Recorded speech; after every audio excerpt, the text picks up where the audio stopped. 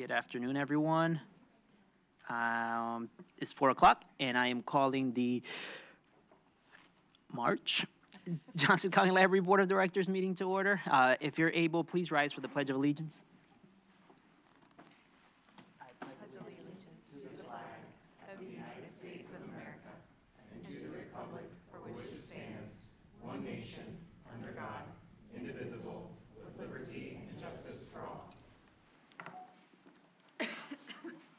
I don't believe we have any public comments this evening, so any remarks by any members of the Johnson County Library Board of Directors? I do. Good afternoon, everyone. I missed my opportunity last month. I would refuse visit this time. Just wanted to make a comment that as we are moving from Black History Month to Women's History Month, just wanted to just mention an individual who kind of sits at the intersection of both. And asked Patty to upload a short video for us to take a look at. So hopefully they're working on it. And I see, are we good? We're good. She was this young lady, this woman who we're speaking of is Alice H. Parker. And she was instrumental in how we currently heat our homes. Back in her day, I won't steal the video. Thank you. Excellent.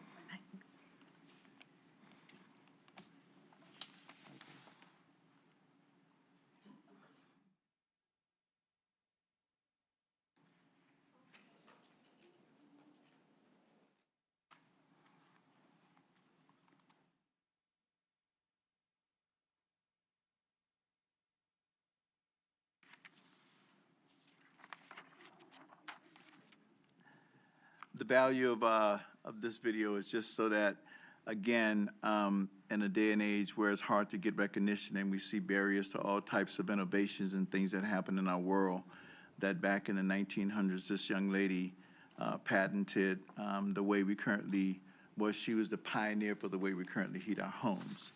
And it is such a testimony as to how it is that even in the face of adversity with women back in the 1900s and people of color, that she was able to get recognition for her work. We don't currently have any information here at our library, but we do know information is available. And as I get older, it's more important to me to look back on some of these things because those things were not available to me. Just a little bit more about me in this regard. I was 12 years old before my parents could even vote. So this history is very important to me and important to my children, and I talk to them about it all the time. And it seems like I've crashed the whole system here. So the only thing I have left to do is to do the Dougie. I can dance, right? Yeah. It's having trouble loading, but we do have it, so maybe we can put it in at the end of remarks later if we can get it working. All right. Well, thank you, guys. Thank you. And I think we have a remark from Chrissy, who's joining us online. So, Chrissy, go ahead. I just wanted to say thank you to the staff that did the little Taylor Swift event last month. My granddaughter and I attended there at Central Resource.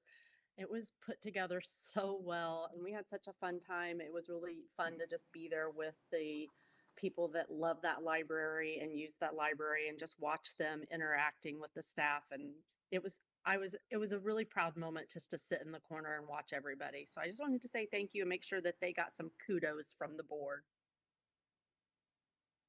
And Jeffrey, if I could, I just want to add on to what Charles said. I love how Libby curates the Black History Month, so it gives you a list of titles to choose from, and the same thing with the International Women's Month, and I really appreciate that. Charles, I think your video is ready. All right. And the further north you go, the colder it gets. We all know that. But what some of us don't know is that no one would be able to come home to a warm environment in the middle of winter without the work of Alice H. Parker.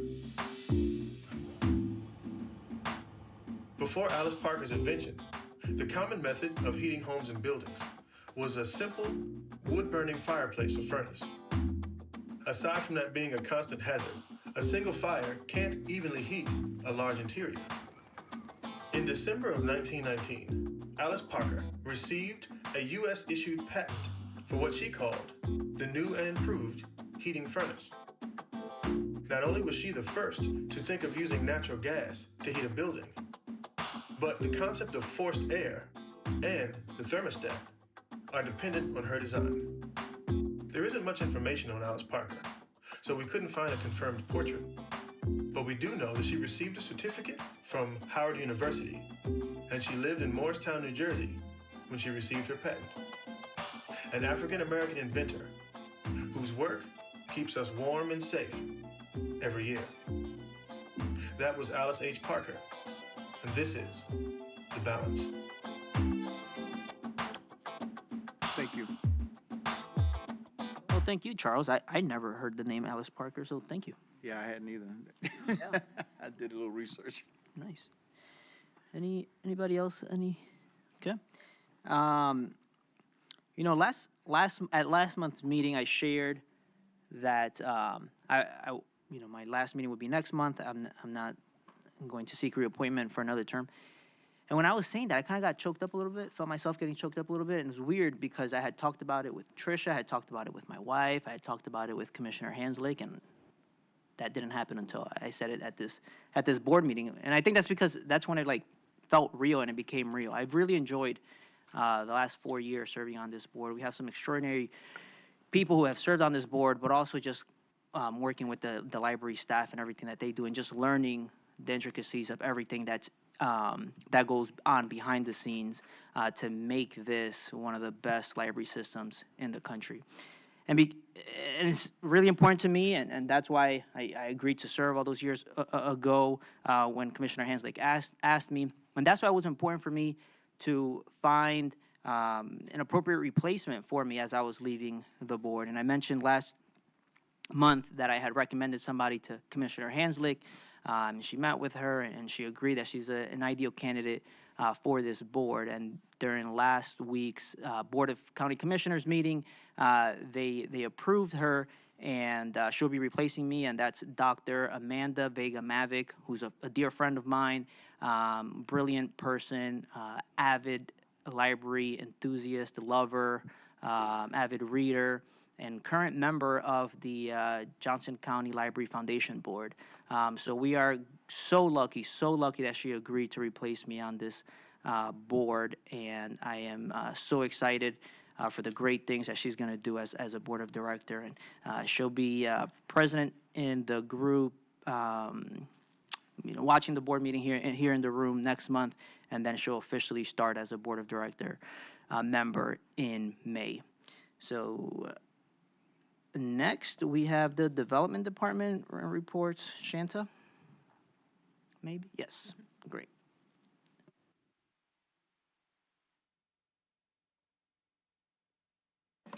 Good afternoon, and thank you for having me again to report on the Development Department. I'm not going to steal the library's thunder, or I'm sorry, the foundation's thunder. They have a little news coming up. And then I bragged on Amber last month, so excuse me. This month I'm going to focus on Friends because that's what I do. That's my lane.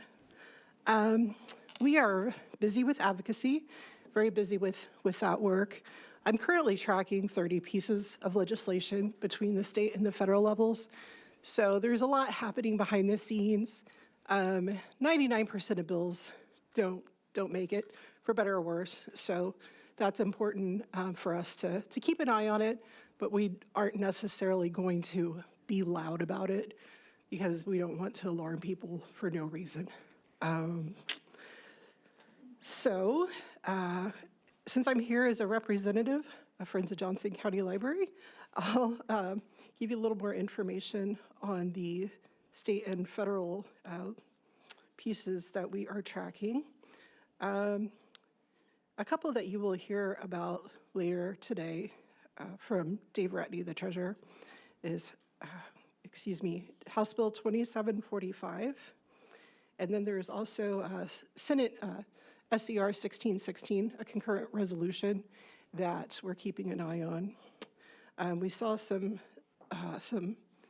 things happen with Eudora library bill today that we're not thrilled about, but we've been watching it very closely, and so that's kind of at a yellow alert at this point. So we'll keep you posted on that. And then when we're not busy with the advocacy, we run a large reuse and waste diversion program, including a book sales, a book nook, if you didn't know about any of that. We are going to be returning to our Thursday evening hours this summer. That always gets people excited because it's quite busy as word continues to spread about the book nook and the weekend sales. So we are very excited about those coming back. And we sent out our Friends newsletter earlier today. So if you did not receive that, just reach out and let me know. And we'll make sure we have the right email address on file for you. If we need to renew your membership, we can take care of that too. So, and those have they do have a couple of kind of soft action items. There's nothing urgent, but we do want to encourage people to contact their legislators at this time. So, do you have any questions for me? All right. Thank you.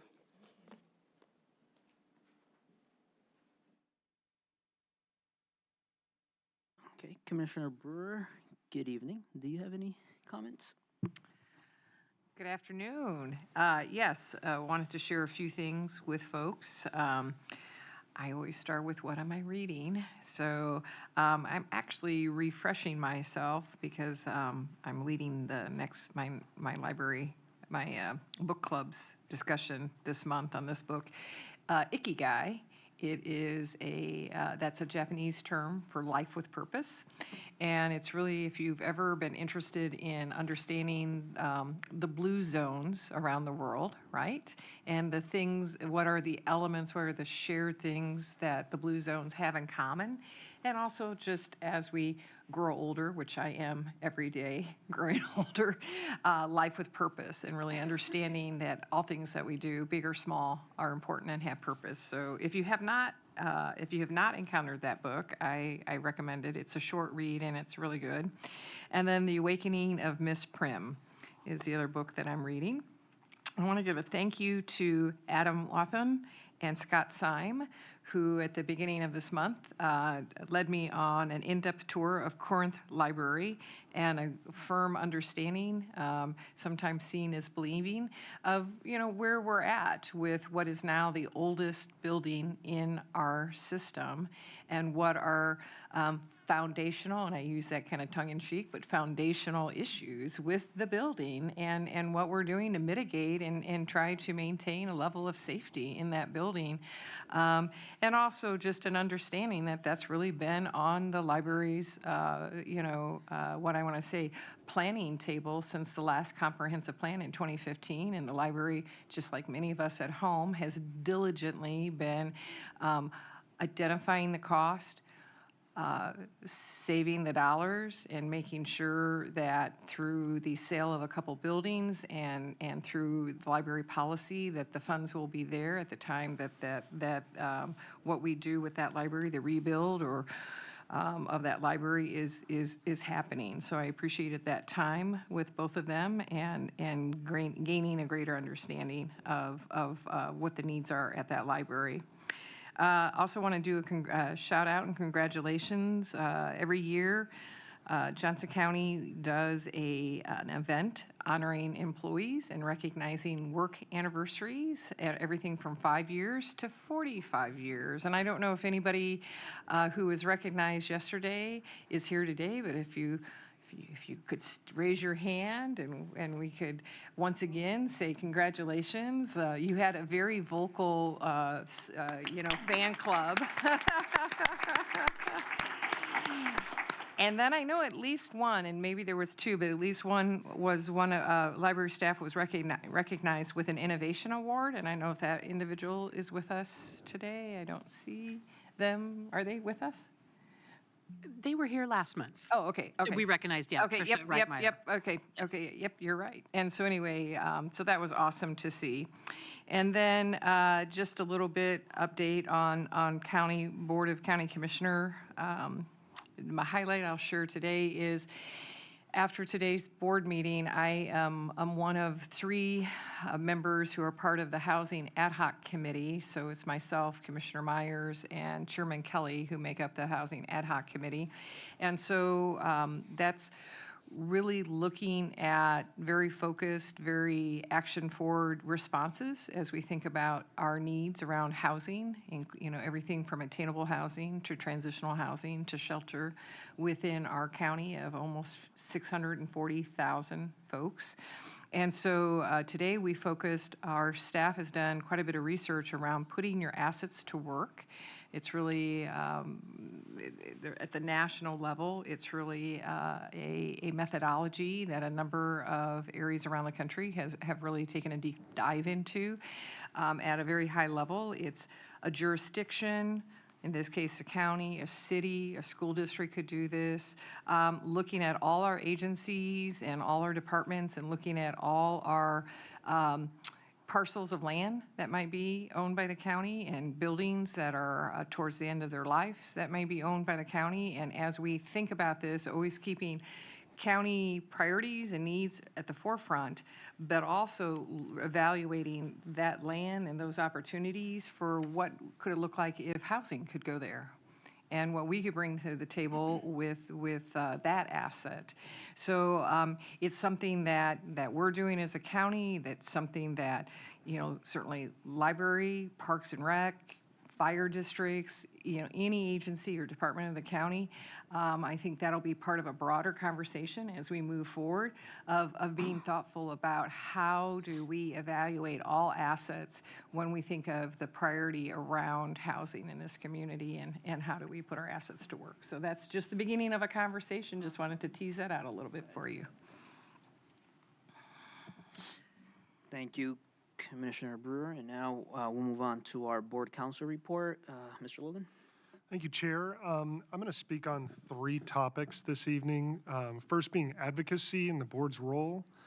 Next on Senate Bill 244, and then on the suspension and appeal process here at the library. So first on advocacy, I think it's important to point out, every member of this board has First Amendment rights. When you sit here on the dais, you do so as a director here for a separate taxing district that has statutory authority. So I think it's important to point out, what you say in your personal life, it may be distinct from what you say up here on the dais, and I think it's important to keep that in mind. The board, though, when there are matters that the board would want to speak collectively, it would be a matter that might come as a resolution or something of that matter for official action. But in terms of advocacy personally, I think a point of consideration, like on social media, it's the kind of thing where we've seen litigation and other legal developments where members of public bodies, elected or otherwise, have made statements either on their own behalf as a director or as an elected official, or on behalf of an entire organization that can be interpreted as speech for the organization. So I think that there's a distinction there to keep in mind, but that kind of advocacy, maintaining some distinction is important. But if this board wanted to do something specifically from an advocacy standpoint, it should likely be something where there's consensus and some form of resolution on the item. Senate Bill 244 became law in February of this year, and the legislature overrode a governor's veto on the matter. It's the subject of some litigation, but I think it's appropriate to move forward with compliance regardless of that litigation. So a couple items that are, I think, important for the library to keep in mind related to this bill. First, with regard to driver's license and birth certificates, there are some changes with regard to gender markings on driver's licenses. For the library's purposes, it doesn't have an effect on library cards or patron registrations. So here for our purposes, nothing changes with that regard, okay? The other is with regard to physical spaces, most particularly bathrooms. So public buildings now have new categorizations with regard to physical spaces, where there are a couple of definitions in the bill. Multi-occupancy private spaces and single occupancy private spaces. Most commonly, a multi-occupancy private space would be a public bathroom, places where the law describes a person who is in a state of undress.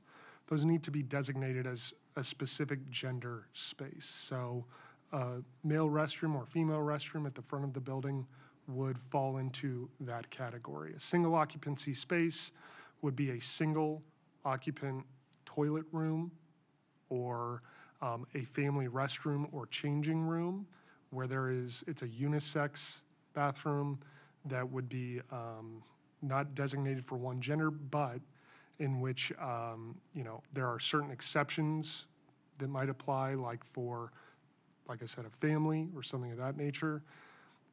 So that's distinct from a multi-occupancy space. There are exceptions for multi-occupancy spaces, like in the event of an emergency, for custodial staff, for certain children under a certain age, as well as for those persons who need assistance. So there are exceptions to that rule. But again, I think for your information, what's ongoing is a review of these physical spaces, doing an assessment of what currently signage is like, what, if anything, needs to be addressed. Facilities and our staff have been looking at that, and I think are doing a good job of reviewing that. And so that is, at a very high level, what Senate Bill 244 requires. So I'm seeing a question. Yeah, I have a lot of thoughts about this. What's the point of us making changes and moving forward while this bill is being challenged by Douglas County?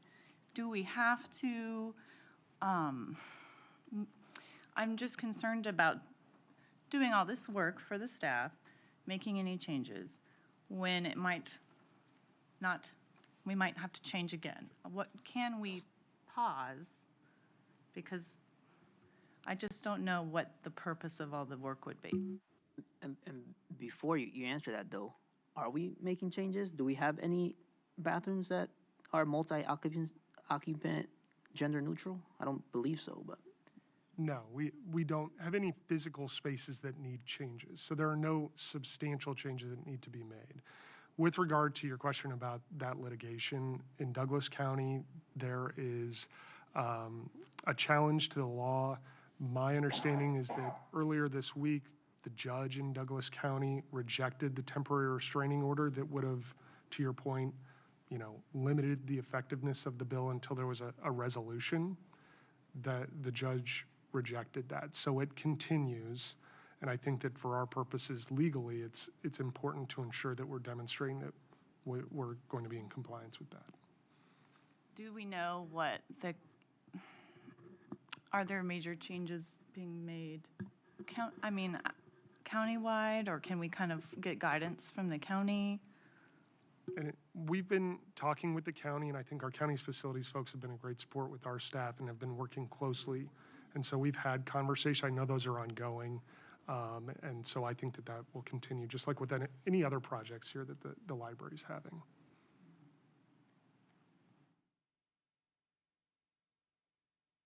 Okay. If there aren't any other questions, I'll move to the last topic related to suspension and appeal for patrons. So this is covered in Administrative Regulation 2010-30. It provides that there is an appeal process for a longer-term suspension here at the library. Now, I think it's important to point out staff are authorized in certain circumstances for immediate removal, safety, the health of others, access to library services for others, that if somebody is potentially presenting, a difficult challenge related to those issues, they could be removed immediately. More long-term, whether it's for a specific period or for an indefinite period, the county librarian has authority to issue a suspension of library privileges and rights. That is done under a specific process within the administrative regulation. So what would occur is that the county librarian would direct staff to develop a record or to pull all information related to a potential suspension that would eventually become part of an administrative record related to the suspension. The staff would then be assigned to a panel. So it'd be a panel of certain administrative team members or staff members who would review the record. They would have the opportunity, to the extent the person wanted to participate in an interview process related to the suspension. and basically to, or interview other staff people, and then ultimately to make a recommendation with regard to the county librarian's decision to suspend the person. They would then make a decision of whether or not the county librarian's decision would be upheld or reversed. That administrative record and suspension information would then be provided to the patron. That patron, if the suspension is upheld, the patron would then be given notice of that. Within 10 days thereafter, the patron has the opportunity to appeal a suspension. That appeal would then come to this board at its next regular meeting.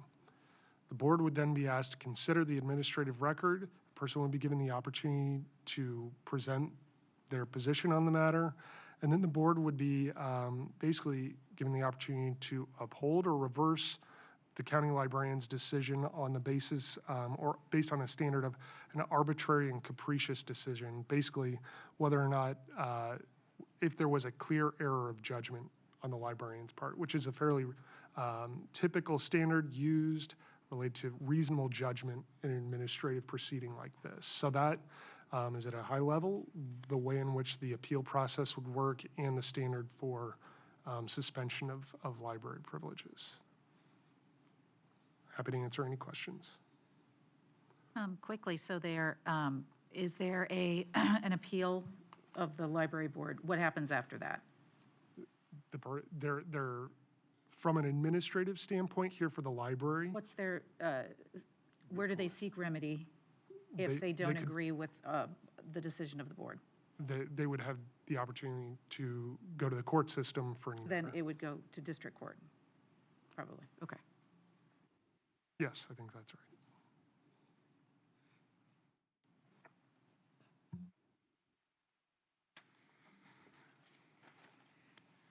Okay, seeing no more questions, thank you, Mr. Logan, and now we'll move on to the county librarian report. Yes, thank you.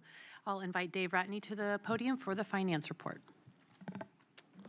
Thank you, Tricia. Good afternoon, board. I'm going to direct you to page 10 of your board packet. We're covering the Johnson County Library Total Revenue Report. We're reporting for how we finished January of 2026. So as of the end of January of 2026, about 8% of the year has lapsed. We've collected $27.7 million approximately in revenue, which is around 43%. As you can see that there's a prior year total which was showing that we had gotten 50% by this point in time, and that's going to fluctuate from year to year. The big difference in there is the unencumbered balance forward amount. As you can see, there's $5.8 million for 2026, whereas we only had 926 in 2025. So if you factored that out, it's about where we were last year in terms of revenues collected from a percentage standpoint. And then from an expenditure standpoint, we've spent and or encumbered approximately $11.9 million. This expense is about 19% of total. What it does include is some rather large collections encumbrances that we make at the beginning of the year. We set up purchase orders. It's within intent to spend against for the current year. And then there is also transfers that have been made. It's that interfund transfer amount you can see, and it's almost the entire amount there, which covers our facilities, HR, and payroll functions. You may all know that there's a transfer that goes over to help those support services that goes to our county partners. The other thing I would like to mention, and it looks like 10% of the salaries and benefits have been spent. We had a 3 paycheck month in terms of what was applied against for this current month. So that's part of that. So that's all I have on that. Is there any questions as it relates to? Okay. The other thing, I have a couple other items. Library budget process.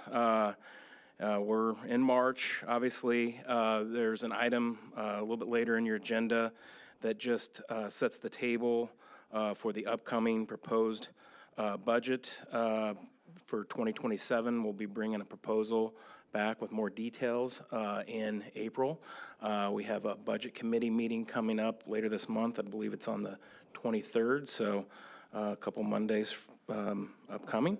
And we'll be covering our recommendations to that committee and bringing more information forward in April for your consideration. And then I have a couple more slides. Yeah, so there's a couple pieces of legislation that's being debated in Topeka. One of them's House Bill 2745, and the other one is the Senate Concurrent Resolution 1616. If you go to the next slide, please. As for House Bill 2745, the information that I had on that slide was good as of about when I put it together last week.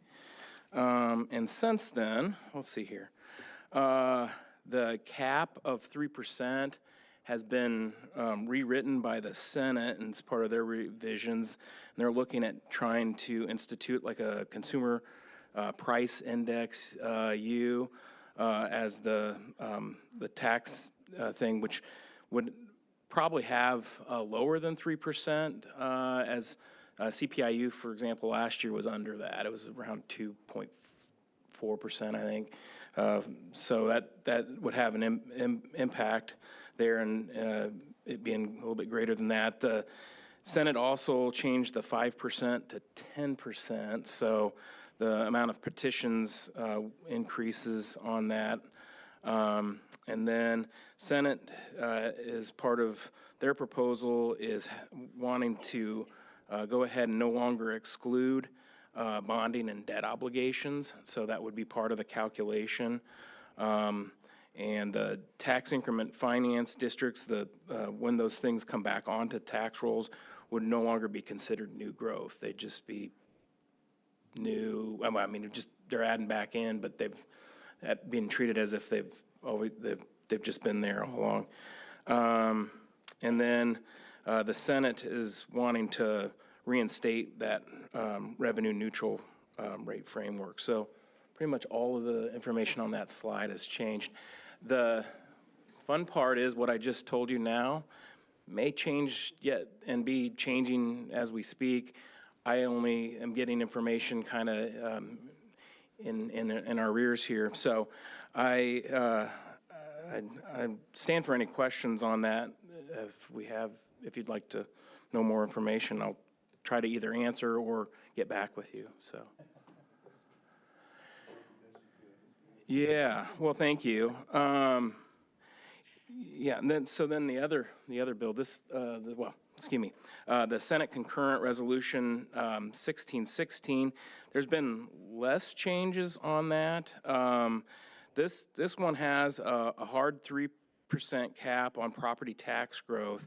I think the bigger component of it, though, is it has us rolling back to a previous property tax rate, it takes us back to the 2022 rates, which is what the 2023 budget would have been based off of.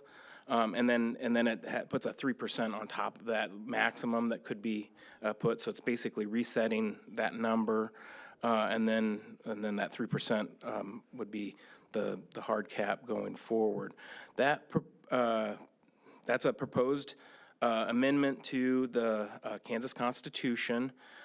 So as such, it would require, it already got the Senate's support of over 2/3 with the 30-10, but it would require House to also support with 2/3.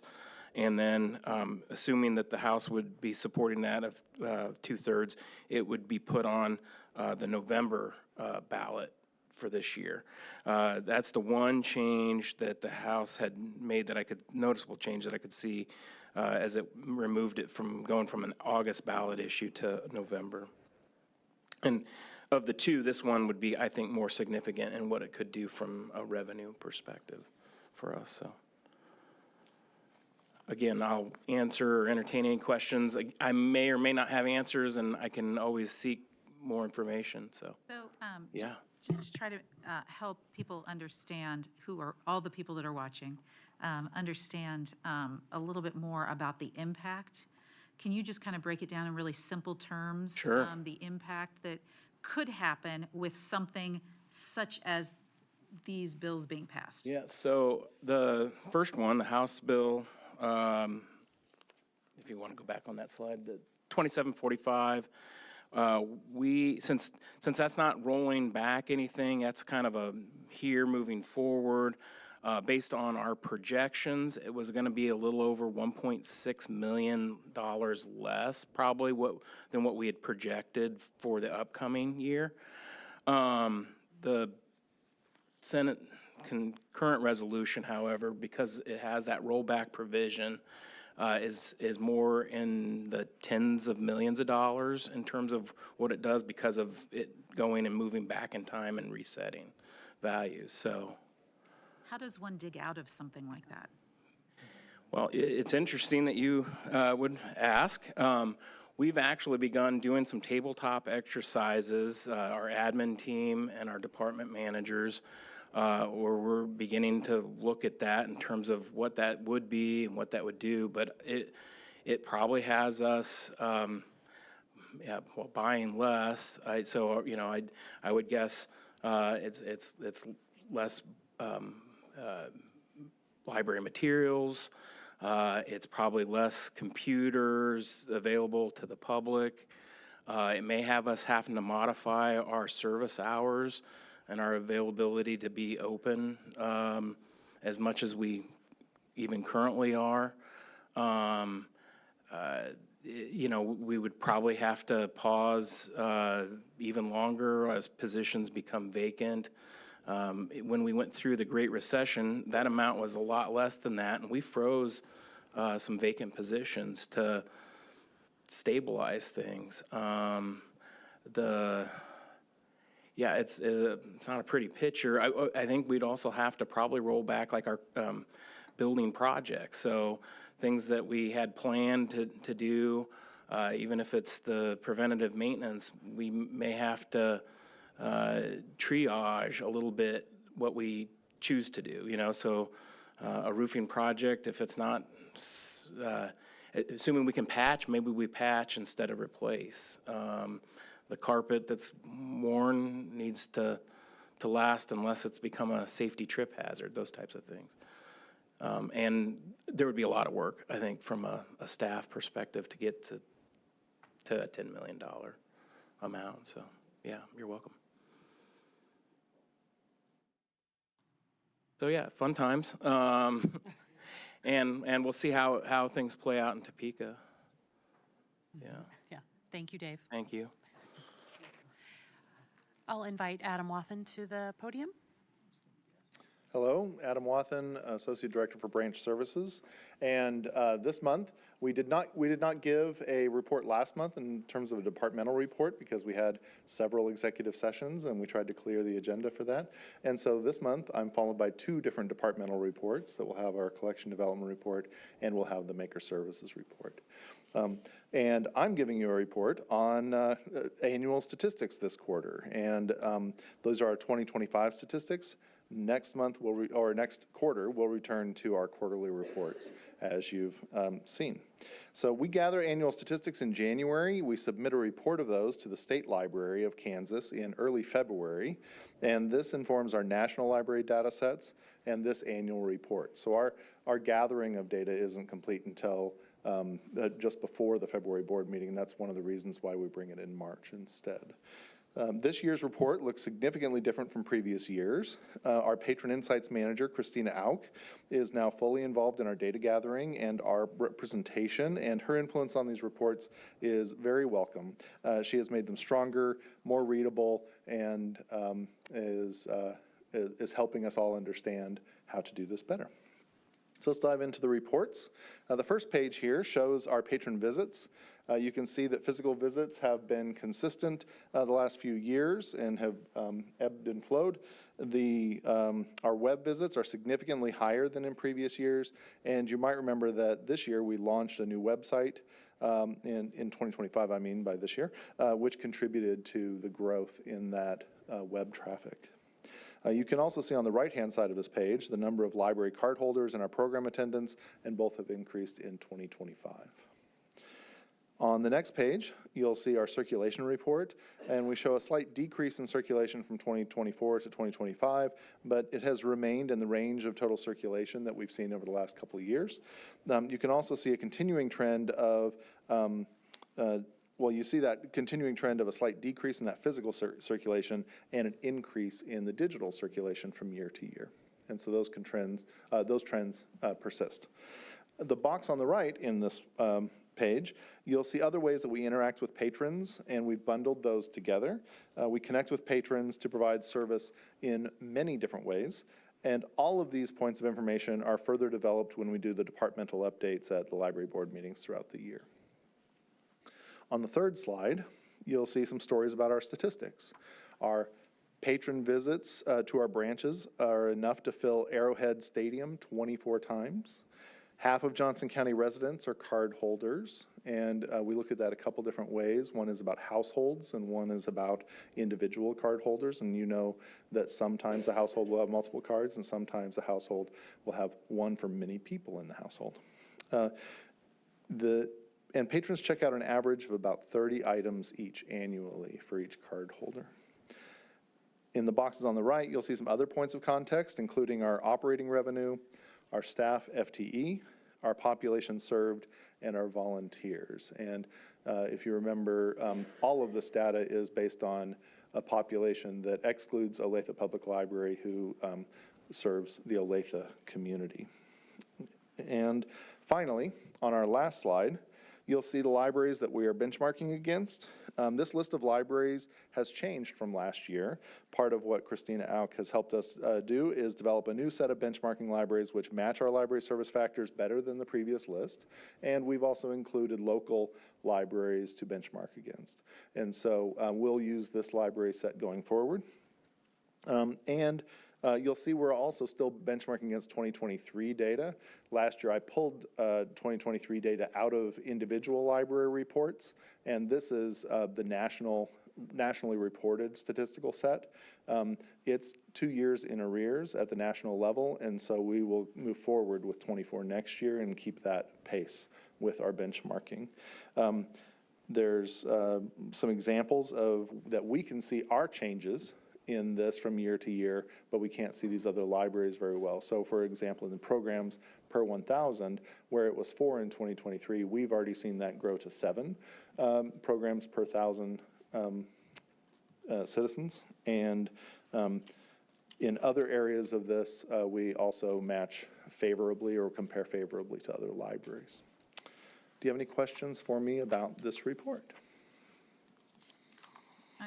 I'll throw one out there. Go ahead. It's okay. I'm fascinated by the programs per 1,000 number. Yeah, 2023 is 4. You said it was 7 now. Yes. Right. Is there opportunity for growth there? Because I'm looking at some of the friends around there that have quite a bit higher number. Absolutely. As you know, that we went through a change in our staffing models over the last couple of years, and during that change, we brought on a lot of new staff with new responsibilities into programming and our program department. And one of the things that they've been doing is building strategy and increasing capacity to do these programs. As well, in the past, we've measured programs including some outreach that our branch services department is now doing. And so we're seeing those numbers shift a little bit, but that team is definitely working on ways to have more impact in the community and to strategize very specifically toward the goals of the department. And so they'll come and report to the board on their strategies. I don't remember the date, but soon. And yeah, I agree with you. Great job, Christina. This is much more visually appealing way to present this information. So thank you for that piece. And then I think on your first slide, and I mean, I'm a huge fan of our new website. I think we did a fantastic job, like overhauling that whole system. But is this right that it doubled from 1.3 million to 2.6 million, or did we change the way we measure traffic? I'm unclear whether we changed the way we measure traffic. I suspect that there'll be a correction because in a year where we asked the community to evaluate all of our web pages, we may have seen a bump from that. So we did ask our community to look at our web pages and give us feedback, and we asked them to look at our new website and give us feedback on the new website. And so it may have created traffic just by virtue of the change. I think similar to when we open a new building, we see a bump and then it levels off after. Right. You know, So certain amount of it's probably going to be an anomaly for several years. Gotcha. Okay, thank you. All right. Thank you, Adam. Thank you very much. I'll invite Lacey Griffin to the podium. Hello, thank you for having me. My name is Lacey Griffin. I am the Collection Development Manager. Today I will be sharing some information on the Collection Development Department and then also some updated statistics. Christina helped me on my slides, but they're not as pretty as hers, so. All right. The Collection Development Department was made up of 14 staff members that work together to select, purchase, and prepare over 1 million items, both physical and digital, for our patrons to use. The process includes everything from selecting titles, paying vendors, putting on barcodes, or making sure items and databases are easily discoverable, both online in our catalog and on our website, and that even our physical materials are easily browsable in our building layouts. In 2025, our budget for all physical and digital materials was about $4.42 million. Most of the funds come from our operating budget for the library system. Then we also have funds from Olathe Public Library because we share our database contracts and our ebook and e-audiobook Libby with them. The Foundation's Yearly Endowment Fund, state aid, which is awarded to every public library from the state of Kansas, and our Friends of the Library payment for weeded materials. This graph depicts our collection holdings, not only in physical, but also there's a line for our physical plus digital materials added together. Our physical items, you can see, hover around that 1 million items mark over the last 5 years. Our total collection, though, has steadily grown. If you compare these numbers to the circulation statistics from Adam's presentation earlier, you can see that every item checks out over 5 times in a year, which means that as you're browsing in your Libby app or when you leave the library, you know, the room here today, everything you see has lived on in somebody's home, on somebody's phone, in somebody's Kindle for 15 weeks out of the last year. All right. Our digital usage is rapidly growing. We have several digital experiences that reach patrons of all age levels. On this slide, you can see our top 25 magazines from our database, and then also our top children's e-audiobooks.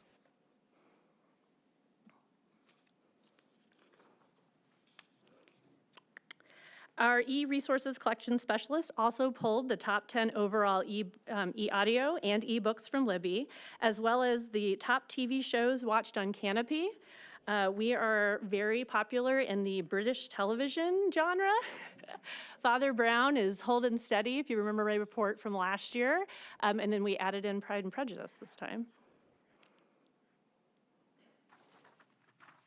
In 2025, we also conducted our physical collection diversity audit. Back in 2021, our department completed the first diversity audit for our collection, and we plan to repeat it every 3 to 5 years. So we landed right on 4.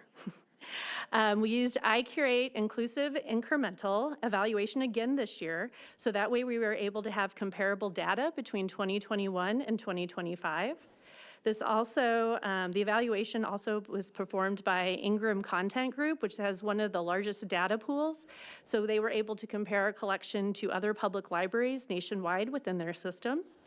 This evaluation only covers physical books that were written in English.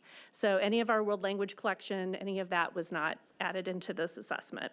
But it does give a very good indicator of our collection and its overall health as compared with others in the other public libraries in the US. According to iCreate Inclusive Incremental, the public library average for diversity in a collection is about 15%. As you can see from this evaluation, JCL is at 16%, which is 1% higher than the public library average, and also shows a 2% growth from our evaluation in 2021.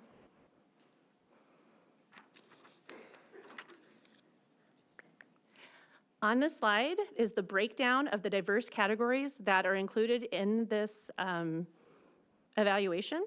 The green line shows JCL's 2025 results. The blue line shows JCL's 2021 results, and that pinkish purplish line shows the public library average in 2025. We have increased percentage in every area over the last 4 years. We are above the public library average in all areas except for Black interest, but we have closed the gap significantly from our evaluation in 2021. We also are still working on some collection development in that area. We are planning to complete another evaluation in 2029, continuing our 4-year cycle assessment. Do you have any questions? I just have a nice comment. I really love our collections. Thank you. You guys do such a good job, and my kids love to read. And a lot of it is because of our audiobooks. And I do see the book that my oldest child has been listening to with Dad every night, the Percy Jackson books. So good. Yes. And talks about them with us. It's just, thank you all for all your hard work. Thank you. Thank you, Lacey. Thanks. I'll welcome Kate McNair to the podium. Hi, I'm Kate McNair. I'm the Maker Services Operations Manager. In 2025, we significantly expanded Maker Services, and I'd like to share about our impact. With 2 new Maker Specialist positions funded in the 2025 budget, we increased public makerspace hours from 34 to 54 per week. The space is now open every day that the Central Resource Library is open, except for Wednesdays for maintenance. Since expanding hours, the makerspace use averages 1,300 hours per month. Next slide. All makerspace equipment is free to use with staff support always available. Last year, more than 2,000 patrons used the space. Our most popular tools continue to be our PLA and resin 3D printers and the laser cutters. And our new embroidery machine, added in April, is quickly gaining popularity. Demand for makerspace programs remains high. We nearly doubled offerings from 2024 to 2025, yet you can see our wait list still remains long. To increase access, programs were offered at 9 additional library locations outside of the Central Resource Library, the Adult Residential Center, and online in 2025. Our maker kits, covering topics like coding, soldering, and slide scanning, provide another way to access maker tools. Kits can be placed on hold and picked up at any library location, although they are housed here on the shelves of the Central Resource Library by the new books. In 2025, we created a long-term equipment replacement plan and replaced our laser cutters and 3D printers.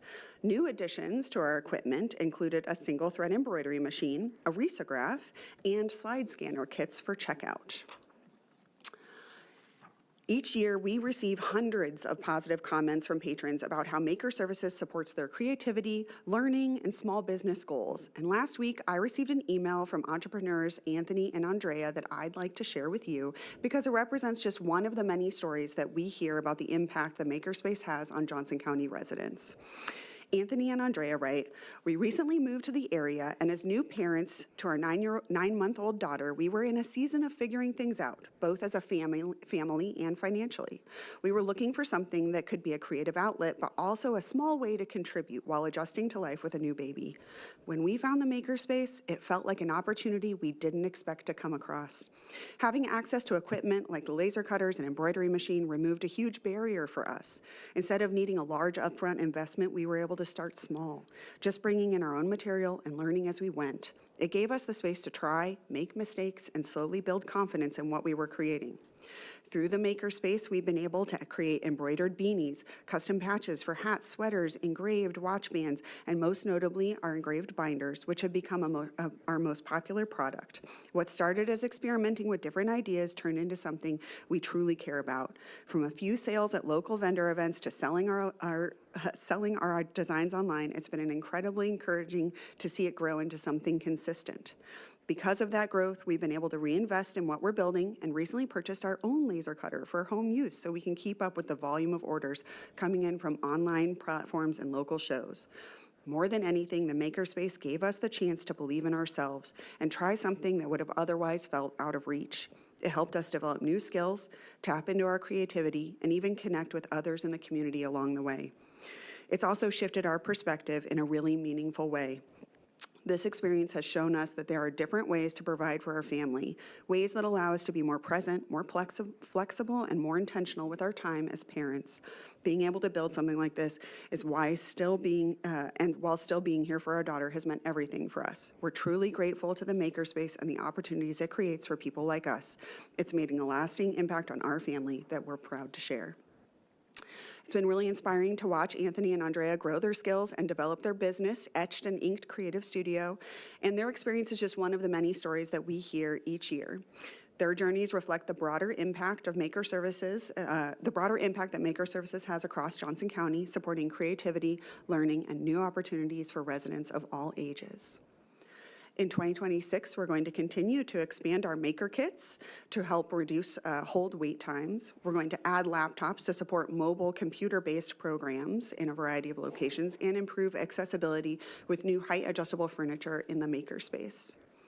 Thank you so much for your time and your support of Maker Services. I have a funny comment for you Oh, real quick. yeah. I would like to thank the Makerspace staff for helping my husband make me a very personalized gift for Christmas, which were my own bath towels with my name on them that no one else is allowed to use. Wow. So We're very happy take that for you. with you. It's a very excellent gift. Kate, how many of the statistics are Kelly Kilgore related? Yeah. I mean, if we wanted to break that out alone, Okay, yeah, a separate, yeah. I like it in there. It Okay, gives us an yeah. extra boost. Thank you very much. We will move on to the Comprehensive Library Master Plan, and I'll invite Megan Levitt to the podium. Hello, good afternoon. Exciting month for the project. If we can move on to our next slide. And the next one, okay, so updates from construction. So we've completed electricity at Spring Hill and hung the ceiling grid. At DeSoto, we've done some interior work such as carpet, light fixtures, that kind of thing inside. And gutter and exterior lighting improvements were completed. And on our next slide, on the left there, you can see the inside of the new addition. So you can see the interior work is coming along. And on the right side is the exterior. You can see the faux wood panels have gone up, and we believe we're going to get the decorative metal screen with the abstract letter cutouts installed near the end of the month. So that's coming along. And next slide for DeSoto, you can see a view of some of the new wallpaper and light fixtures in the study room, so it's really bright and fun. And you can see on the right the kind of a view of the adult computer area. So you can see some of the paint and the faux wood paneling that we have. The carpet's kind of covered up, but it's been installed. And if we go on to next steps. So next steps for construction, we're on track at Spring Hill and getting more of those finishing touches installed now. And this week, the parking lot area is being prepared for paving. Preparation for landscaping installation work will begin soon. And at DeSoto, we've had a successful pre-punch list earlier this week. And final punch list walk is coming later this month. So we're getting very close. And we continue on track. For other next steps, so today you'll hear from Lisa Davis, our facilities project manager, and she's going to talk to you about interiors and how the design of each building supports our patrons and our project priorities. You'll also hear from Regional Manager John Keogh about our hours of service policy update for extended access hours. And a related update about extended access. So we heard your feedback about emergency phones. We found a solution for that. So we're working on procurement and installation of those emergency phones. And those devices will be installed both at Spring Hill and Lenexa City Center. And then finally, we have our timeline, I believe. Okay, yeah, so I have moved the arrows a little bit because we have some dates. So I am excited to announce that our reopening date at DeSoto is going to be April 23rd. Yay! And I anticipate sharing reopening date for Spring Hill probably at our next board meeting. So stand for any questions before Lisa comes and follows me. I just have a question. So for the DeSoto, April 23rd, would that project then be on time and on budget? You know, it would. Oh, good, Yes, good. happy to say. Good, just checking. Indeed. All right, thank you. Welcome Lisa Davis to the podium. Hi, good afternoon. My name is Lisa Davis. I'm the Facilities Project Manager, Library Partner, and I've had the pleasure of partnering with mostly Megan, but other library folks to run the renovations of Spring Hill and DeSoto. For design intent, and so you have to kind of remember some of this, I'm going to do an overview very quickly from where we started to now. In DeSoto, the team leaned into the old downtown charm to create a cozy, historic bookstore aesthetic that feels like a natural extension of the main street. In Spring Hill, it's a growing city that's modernizing while still holding on to their small town feel. We embraced this study in contrast with modern architectural features, rich interior patterns, colors, and textures to reflect a city that is growing while holding on to its small town roots. Next slide. The previous entrance, as you can see, was pretty lackluster.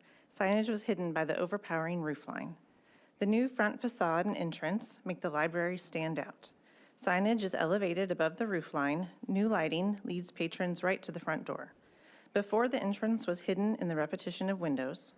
New outdoor seating and landscape welcome patrons to stay and enjoy the bustle of the street while the weather is nice. The ballot box remains, providing citizens multiple amenities in this single location. The renovation ensured the Main Street aesthetic was kept, not only for the library's benefit, but for the city's master plan of revitalizing their downtown as well. Children love small spaces, but our space was too small in the original building. The new kids area includes the same size collection, as well as many details to encourage imagination, storytelling, and of course, reading. Highlights include a cozy window reading nook, child-sized entryway, an interactive 6x6 early literacy unit, and library elements integrated into a custom map of DeSoto. With the new adult computer area, patrons now have access to the same technology offerings as the larger branches. The computers were moved to increase privacy and eliminate glare. Not shown here are the collections, as they'll be installed once construction is complete. Despite keeping the full collection size, we carved out a new light-filled study room featuring clerestory windows and a signature yellow punctuation wallpaper. Many layers of design go into one space: security through visibility, function of the space, durability of materials, design aesthetic, and of course, patron needs. Patrons tell staff repeatedly they would like quiet spaces to read, study, and meet, and they would like modern amenities. The renovated DeSoto Library offers folks all of these: upgraded AV, scanning and printing services, dedicated quiet zones directly answer the most frequent patron requests. Low-profile shelving opens sightlines for safety and allows natural light to penetrate the entire floor plate.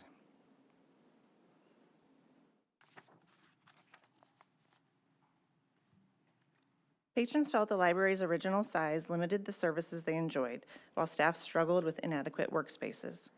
To address these needs, the library underwent a comprehensive renovation and expansion. By adding a new wing and reimagining the existing structure, the project delivered a larger facility and a more efficient parking lot, maintaining full capacity while adding lush landscaping that creates private seating areas and a soft buffer from the nearby businesses. The design features a welcoming central entrance that bridges the two structures. To streamline operations, staff now have a dedicated entrance, allowing behind-the-scenes tasks to happen without interrupting the patron experience. Outside, new signage wraps 3 sides of the original building, while a distinctive alphabet metal screen on the addition serves as a creative landmark, marking the library's identity clear to the entire community. The 1,300 square foot addition houses the kids' collection. Books line the walls with flower-shaped panels above. Colorful felt birds will fly overhead, and the entire space will be flooded with natural light. Once squeezed for space, the new addition provides space for the Early Literacy 6x6 program. The addition allows the library to display the collection in a standardized way like other branches, without sacrificing whimsical elements that teach kids to read and bloom like flowers in Spring Hill. Spring Hill's existing building had many windows, but they were all at the top of the walls, making the space feel a bit like a bunker. We were fortunate in the original construction to extend the windows down to the floor inside the new study and conference rooms. The west-facing windows will bring in a lot of light. And if it is too much for meeting rooms and new AV, patrons can lower the shades. It has been a pleasure to work on these two branches, not only in facilitating the needs, of the library to the architect and contractor, but in helping design the unique elements like the 6x6 installations, custom wallpaper, staff support spaces, and patron furniture. Knowing that the needs of the library staff and patrons have been identified and provided for in the renovations gives me a great sense of joy.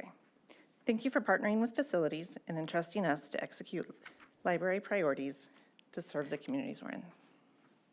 Thank you. Any questions? It's beautiful. I'm so excited. Thank you. Thank I'd love to hear your feedback after you visit. Thank you very much, Lisa. And thanks to Tony Barron, also from Facilities, that came to support Lisa and has been a great partner as well. So we'll have Scott back to the podium. I guess we haven't talked with Scott yet today. Good afternoon. I think it'll be quick. Let's see, I'm Scott Syme, Project and Event Manager with the library. I'd like to share where we're at with our capital improvement projects timeline. Next slide. You're used to looking at this every month, no changes since last time. And then next is capital replacement. There's a few on here that I'd like to remark on tonight. Cedar Row is getting updated restrooms and some other improvements to infrastructure. We're expecting to close Cedar Row on Monday, the 23rd, to do those updates and then reopening in June. For Gardner, we've got an information item later on the agenda tonight, so I'll wait on that one. For Leawood, this is the courtyard construction activities are ongoing on the courtyard. And then lastly, Shawnee, that one's on your consent agenda tonight, and that's related to roof and building envelope work. Working to minimize lead time as much as we can and get going on the Shawnee work as quickly as possible, of course contingent on library board approval. Any questions on what you're seeing up there? Okay. Next up, I'll talk a little bit about the Comprehensive Library Master Plan. Just a couple of short updates from me on this month. The first one is that we're meeting weekly with a consultant regularly to plan work and gather existing data. And then the next part is really getting into that data with a consultant. This is already stuff that exists. It's library planning, it's statistics, it's other community organizations' plans. So it's not into the engagement from staff, public, and partners quite yet. We are wanting to include really as much as we can share publicly in the next version of the guide, specifically on how patrons can have their voice heard. Any questions for me on the Comprehensive Library Master Plan refresh? Okay. Thank you very much, Thank you. Scott. On my updates, the first is the joint board meeting. That will be in April, next month, following the library board meeting. I think everybody on the board has attended one, if not multiple. I know, Jody, you were able to join us last year, so kind of have a sense of that. That's April 9th, 6 to 7:30. We'll keep the library board agenda a little tighter so that we can end up by 5:30, turn the room around, and have meal and time to connect with commissioners. Patty will be sending out meal requests if you have any dietary restrictions or, I don't want to say preferences. I know. No preferences from anyone but Char. No. We're not having ice cream for dinner, so that. This is a public meeting, but it will not be broadcast or recorded like the normal library board meetings are. So you'll get more information as we send that out, but that's a standard thing that we have each year, time to connect with the Board of County Commissioners.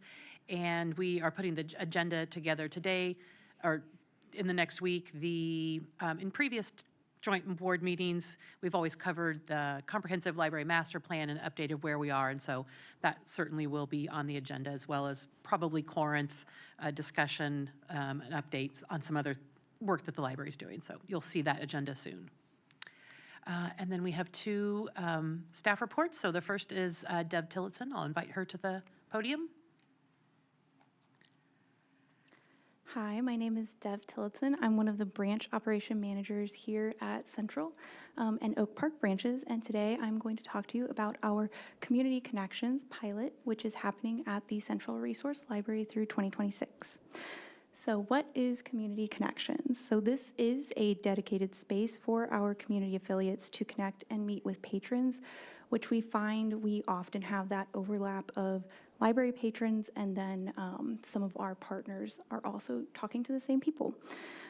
So at this point in time, we have 8 affiliates that are secured for reservations through 2026, and we are in conversation now with future affiliates. So we're hoping to just continue to grow that number. We have a few examples of what we have been able to do so far, and that includes things like Medicaid application assistance, and even assistance with lunch help, and then access to harm reduction resources. So this links to the strategic plan, and we see that as this space is a new avenue for branch services to collaborate with community partners to achieve 3 of our key performance areas. Specifically looking at community, we think that this will help staff to be better prepared and more knowledgeable when helping our patrons find and connect with community resources. We are hoping this will also support convenience. Again, our community services will be more accessible and visible to our library users in this space. And then this also supports operations because we believe this is an efficient and productive use of this space. So our first affiliate is Renewed Hope. Renewed Hope is a food pantry that is located just down the street from here, actually, at the corner of 87th and Antioch. We've been working with them for a while now, and so we were really excited to have them as our first partner here. At the point of this presentation, when I created it, they had served 683 lunches, but I checked with them today, and they are now up to 889, which is really exciting. And we are already in conversation with them on how we can continue to work together next season and maybe even in the summer, so fingers crossed there.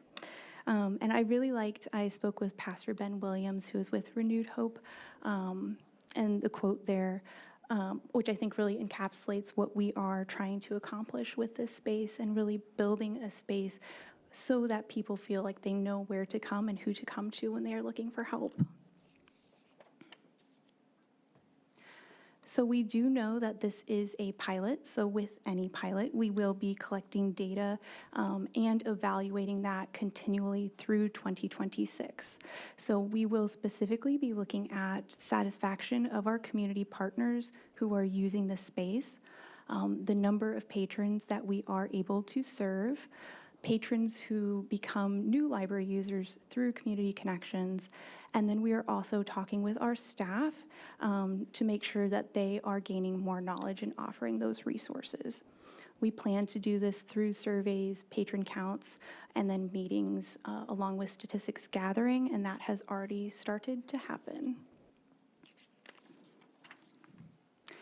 And again, this is a pilot, so there's a lot that we don't know, and there is a lot that we are learning as we move forward. So we are thinking about how do we communicate what we are doing with our staff as well as with the community. We are figuring out how do we connect with other organizations. So we've done a lot of cold calls. We've been referred by other folks. Other folks have just reached out to us, and we're still figuring out how to get the word to others that might be interested. We're also trying to figure out how to talk to our community to see what they are looking for and what gaps that they have in the resources that they have available. So we're only 2.5 months into this pilot, but I think we've accomplished a lot, and we are, again, still moving forwards with more partnerships and hopefully more support for our community. Thank you. Is this something you think you can expand to other libraries? Yeah, that's a really good question. Just being 2.5 months in, I think that we're going to evaluate that. I think that it also could look a little different because we're figuring out what does this community here in the central region need? What are they looking for? It might look a little different for like the southeast region, for example. But I think that's definitely something that we want to work on and think about. So quickly, so just so I kind of understand, a couple questions, I guess. So the space that they're using, is that considered public space? I'm thinking of what we do with our meeting rooms and our, right? So can anybody walk in there at any time because it's a public library? So this is considered more of like a hybrid space. To reserve this space, it would have to go through the Community Connections pilot. It would be open for the public, thinking about our lunches, which we have every day of the week except for Wednesdays. That is open to the public. But thinking about when we don't have a Community Connection partner in there, that would not be open to the public. That would be staff space. So I don't know how that works legally. I mean, if you can actually, designate public, because we talked extensively about meeting areas and all of that. So I need to really kind of figure out in my head how that puzzle piece fits in and how you can restrict a public place in a library. I just don't know. Sure. So the library has meeting rooms, which, as you alluded to, are public spaces. They are public forums, designated public forums. We also have limited public forums wherein there are actual private spaces, which are typically meeting rooms, study rooms, designated here within the Library Administrative Regulation Manual. Community Connections would fall into that latter category of a limited public forum, similar to a meeting room or study room. Okay, thank you. And then the other question I have is, do these partners leave their stuff there? And is that a concern about liability, or they take all their stuff with them all the time? It's just a desk? Yes. Great. It's a space, yeah. Thank you.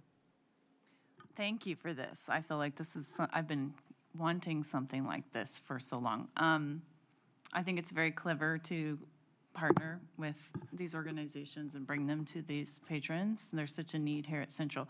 I am also really curious about what the other libraries might need, and I'm so excited about your pilot and to hear more and hear how it's working with everyone. So thank you for your work.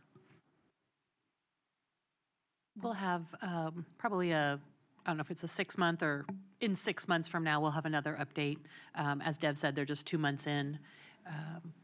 So we'll bring back more information, whether that's in person or updates, email. So thank you, Dev. And then the last update is Kinsley Riggs. Hello, good evening. I'm Kinsley Riggs, Deputy County Librarian. I'm here to present the strategic plan update for the third trimester of 2025, which was the months September through December. We are guided by our 5-year strategic plan to carry out the mission of the library to provide access to ideas, information, experiences, and materials to support and enrich people's lives. Our 5 key performance areas, community, convenience, education, operations, and communication, reflect our essential work that we do every day to serve our community and the long-term initiatives that propel us forward. In 2024 and 25, we focused our work on 3 organizational priorities. These consist of projects that require significant additional resources and a lift from across the organization. In our next report in June, you'll hear about our new key performance areas for 2026 and 2027. The first priority I'll be reporting on is our comprehensive library master plan, capital improvement projects, and capital plan and capital replacement plan. As you know, over the last few months, we've kicked off the planning for our comprehensive library master plan study refresh with our consultant now contracted. As you are aware, we are excited to step into stakeholder engagement, data collecting, analysis, and the formulation of a recommendation that will guide us through the next 30 years. The Corinth Library Replacement Project was included in the Board of County Commissioner and Library Board approved 2026 budget. And as you know, we continue to explore the feasibility of potential alternate sites. Over the course of this study, we have learned so much from our community. Johnson County Library has been operating in Prairie Village since 1953, and the Corinth facility opened in 1963. It's our third busiest branch overall and is very popular with the young families in the community as well as our older adult patrons. So regardless of the final location, it is important to us that we continue to serve this community the best we can. I should go back and point out why we're all wearing sunflower hats. You may have noticed our glamour shot. This was at our tri-team kickoff for the Comprehensive Library Master Plan, and we all started in our role-based visors, and then we bloomed into this team of wonderful sunflowers. So you can stare at that later. We'll sign a copy for you. Okay, moving on. We completed several, not completed, but we planned several capital replacement projects and made progress from September to December. One of those was finishing the building envelope work at Blue Valley. We finished design for the Cedar Row restroom renovations. Construction has now started on the Leewood Courtyard, so if you drive by, you'll see that happening, and you'll see the rendering here on the screen of what that will look like. And then the roof and building envelope work, the prep work has begun for Gardner and Cedar Row, Gardner and Shawnee, excuse me. For our Spring Hill and DeSoto renovation projects, you just got a lovely update. We are excited to see the vision transforming into what it will be for our patrons when we open our doors.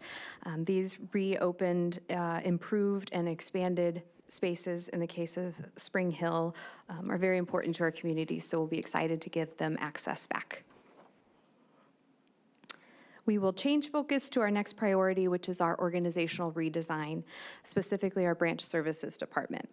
During the third trimester of 2025, the Branch Services Department continued to prioritize learning how to best work together across a large work group, both within the department and across all library departments. 3 new leaders joined the department during this time, and the manager group began to align their practices for more clear expectations and a consistency across all teams and across the entire region, or across the entire county. They are stepping into long-term work plans and budget forecasting this year, and they have an eye towards continuous improvement as they continue to learn how to work together. Then for our Program Services Department, which is also new with our staff organizational redesign, the Programming Department engaged in impactful professional development. They built stronger communication and equity-focused leadership skills through crucial conversations training as a team, as well as the facilitation training from the Institute for Civil Discourse and Democracy that is run out of K-State. They evaluated previous programs from the fall and spring, and those evaluations provided valuable insights, and it surfaced areas where clearer measurement tools and consistent tracking are still needed. So that work will continue into 2026.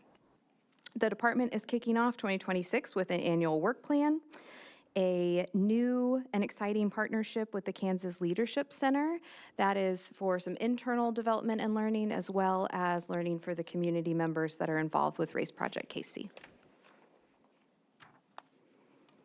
Then we have our Patron Service Standards project. This project kicked off as a development team, and they wrapped their work last year in December. They have a finalized list of organizational patron service standards, and those are created, and the next step is to communicate those out to the organization and start to have conversations with staff around what does that really look like in my day-to-day job. We'll hand this off to an implementation team this year, and they will make sure all staff are trained trained, that we have a sustainability plan so that any future staff coming on board are trained, and that we keep that up year over year. And now our third priority of VIBE, Voices of Inclusion, Belonging, and Equity. The library's DEIB priority emphasizes opportunities for community and staff engagement to ensure our understanding by listening and learning from each other. On December 9th, our free print allowance service went live, removing a barrier to this print service for those who need it. We began actively promoting this service in our communications channels early in 2026. Our JCL VIBE team finalized its charter. They developed a succession plan for the future and had a change of sponsorship. We now have a strong framework and team structure in place to drive and advise on a wide array of opportunities to ensure the library continues to be a welcoming place. We're also planning for Staff Day in early October of this year. We haven't had a staff day in many years, and we're really excited to come together as a staff community to celebrate and learn together. We wrapped our monthly town hall series in 2025 by recognizing and celebrating individual and library achievements with lots of participation from staff for those last two town halls. And this year, those are moving to an in-person format that will be quarterly, and then we're opening up other avenues for staff to connect and converse. That's all I have for today. Do you have any questions? Is there going to be food on staff day? Sure, there's going to be food on staff day. Thank you. Thank you, Kinsley. Turn it back over to you. All right, thank you for the county librarian report. Now we'll move on to the consent agenda, and I will take a motion to approve the consent agenda. I move the Library Board of Directors approve the consent agenda. Is there a second? Second. Any discussion? Seeing none, all those in favor say aye. Aye. All those opposed say nay. The motion carries. And now we'll move on to old business. I think John, thank you.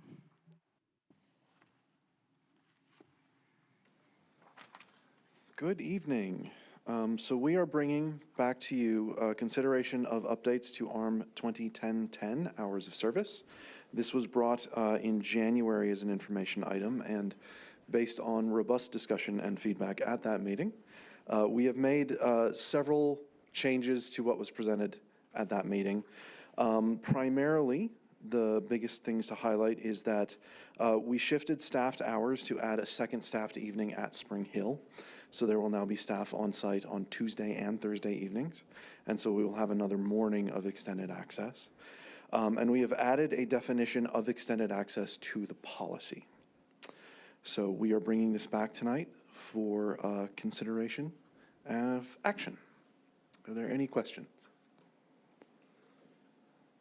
I know I've had a lot to say about this. So I do want to acknowledge, thank you for going back and taking a look and kind of adjusting this. I know this was a pilot.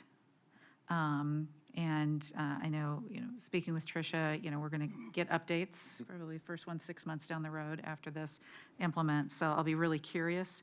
Yeah.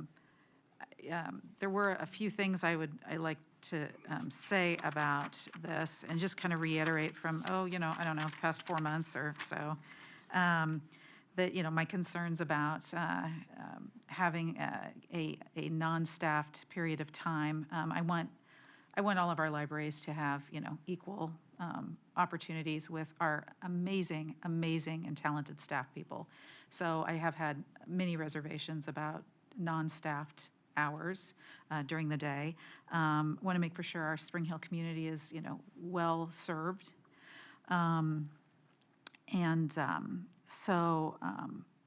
Like I said, I do appreciate the modification.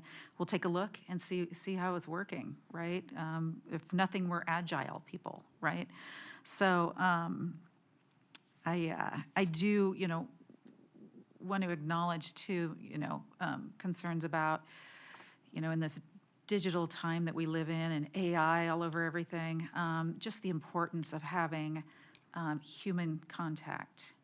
And so, and like I said, I'm just reiterating a lot of things I've said over the last, 4 or 5 months. It seems like maybe years, I don't know, for some.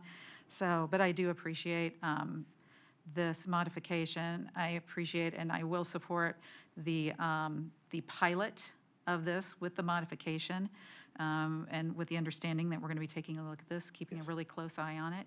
And, my hope is for everything to be staffed fully, in the future. So, thank you.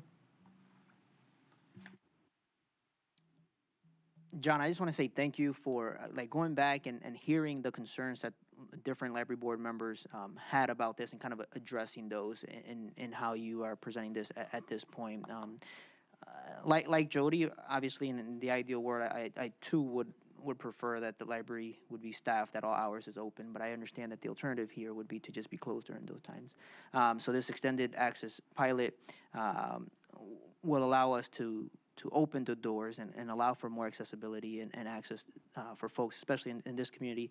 And then based off of the data there, perhaps expanding somewhere else or then readjusting how we have the staffing hours in these particular locations. And so thank you for kind of thinking outside the box and helping us provide more access to the community. Yeah, I think this is a nice step, and we'll see where it goes and see what if there's things that we can add to it, or,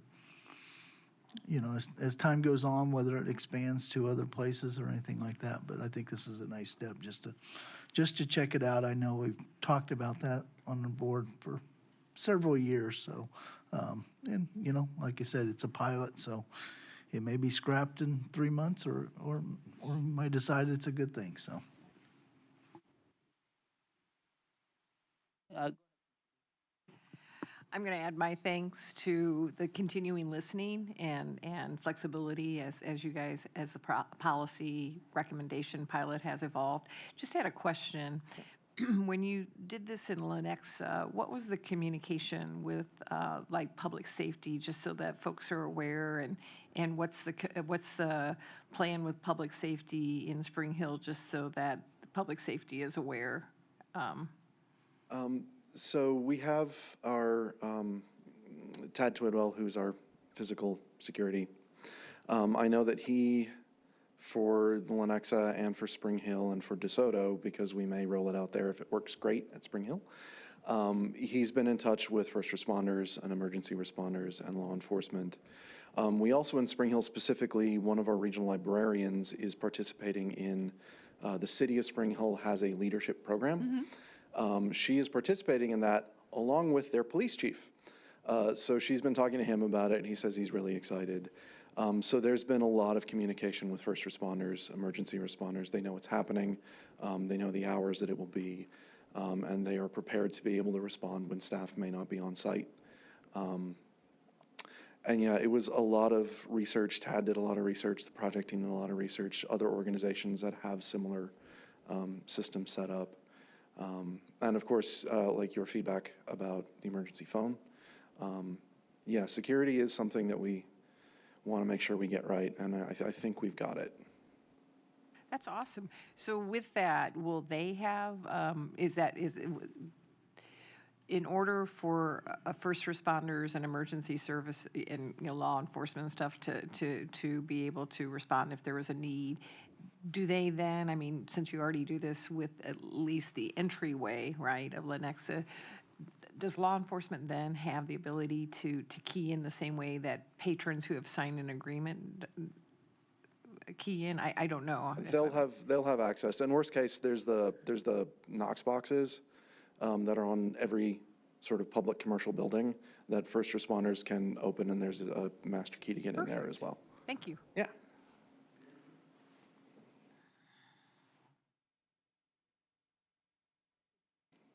No.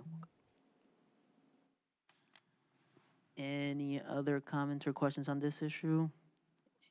Seeing none, I would take a motion. I can do it. I move that the Johnson County Library Board of Directors authorize the implementation of the extended access pilot at the Spring Hill branch from the commencement of the service for a period of up to 12 months, and accordingly to approve revisions to Administrative Regulation Manual Policy ARM 2010-10, hours of service as presented. Is there a second? Second. Any additional comments or questions? Just real quickly, I would encourage our wonderful Spring Hill friends and community members to reach out if they have questions about this process and provide some feedback, because we really need to have that for the continuation of the pilot, or being able to analyze whether this is appropriate for this community.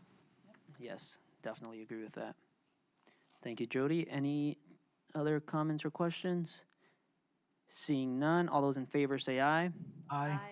All those opposed say nay. The motion carries. And next, we have an informational item from our finance director. Good afternoon. Just presenting this for informational purposes. The number that you see in this briefing sheet of approximately 9 million was based on previous estimates. So that was numbers that we would have been looking at back in January. We have new revenue estimates that are being received. In the briefing sheet here, I mentioned lower revenues. It's actually going to be slightly higher. So that has changed as of when this briefing sheet was put together. So, it'll be up a little bit higher than that 61.9 million based on my most recent revenue estimates that I've received. So, with that, I'll stand for any questions. Otherwise, I look forward to bringing more information to the Budget Committee later this month and you all next month. Thank you, Dave. Thank you. And For the record, I know how much inaccurate information keeps you up at night, so I appreciate your flexibility as the information rolls in. Yeah, I hate providing information that doesn't jive with what I think is happening, and as things change, it's hard to nail some things down. So Dave has a lot of candy and Dr. Pepper in his office. I've been make drinking this a all lot of happen, Dr. Pepper these. Hey, before you go, I do have lately. a question. So, Yeah. and I'm not on the budget Yeah, committee this no, you're- year. Probably thankful of that, but No, we miss you. yeah, whatever. You shouldn't lie. No, I mean, so we've got so we base that on the numbers, the revenues, and the expenditures. But if you increase the revenue, I mean, would that give us an incentive to roll back the mill just a little bit to get it back to where we think it is? Because I think a lot of the legislation, I think they have completely overreached in the legislature and trying to be so hard-coded of 3% or CPI or whatever they're going to do. But I think part of it is, is the way to alleviate that by making sure that we are staying ahead of the curve, which is saying, look, yeah, we know that revenues came or were expected, the appraisals come in more than what we thought. We're not just going to spend just so that we can spend. Correct. And I think that's probably something to consider at the next budget committee. Well, I appreciate that. Yeah, and there's some additional context I think that I'll be bringing next month to you all that relates to our tax increment financing and the impact that's had. And we can talk in more detail in April. So thank you, David, for those comments. Thank you, Dave. And now, Scott.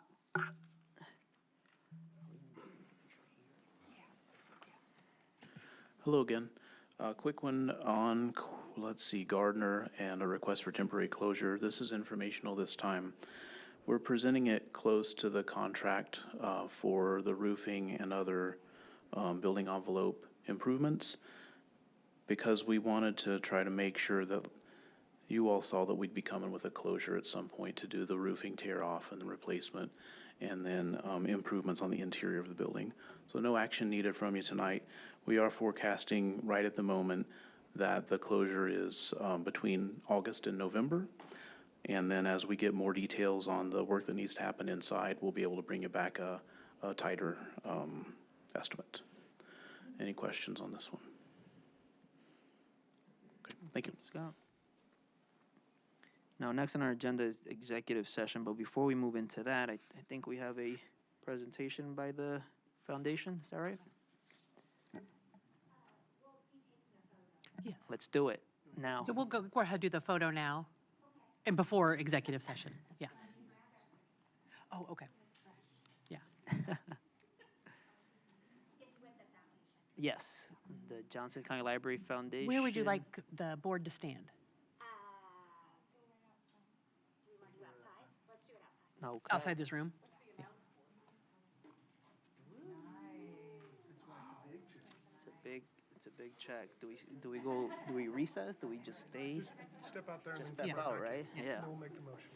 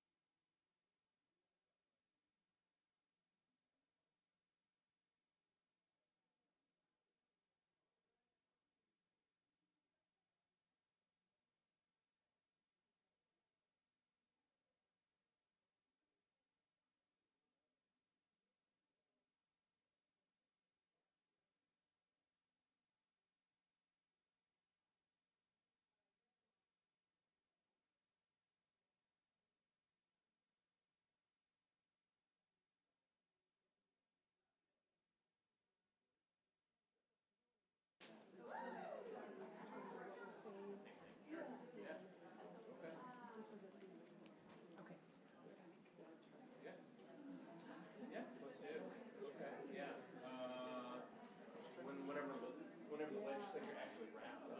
Because otherwise, yeah.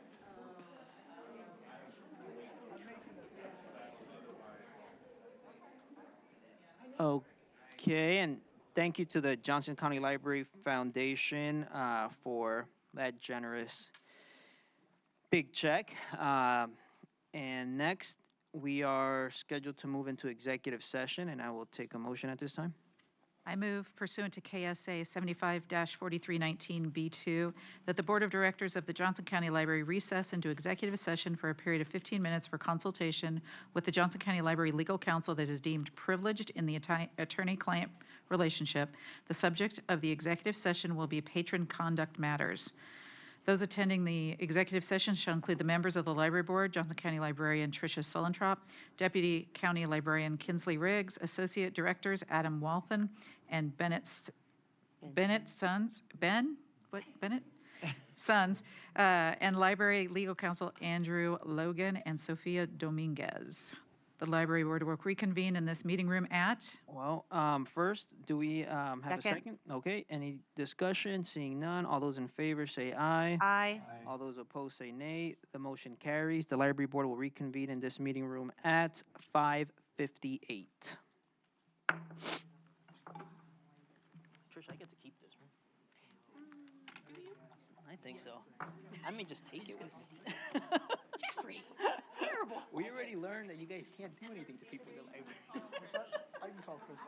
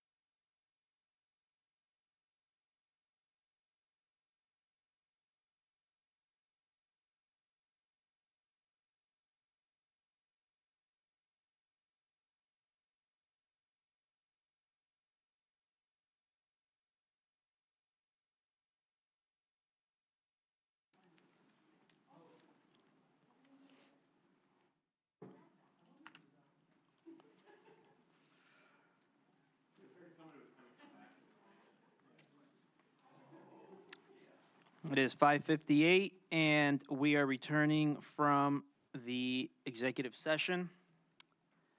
That concludes our agenda today, so this time I'll take a motion to adjourn. I move the Library Board of Directors adjourn. Do I have a second? Okay, any additional discussion? Seeing none, all those in favor say aye. Aye. All those opposed say nay. The motion carries. Well, the motion still carries, and this meeting is adjourned.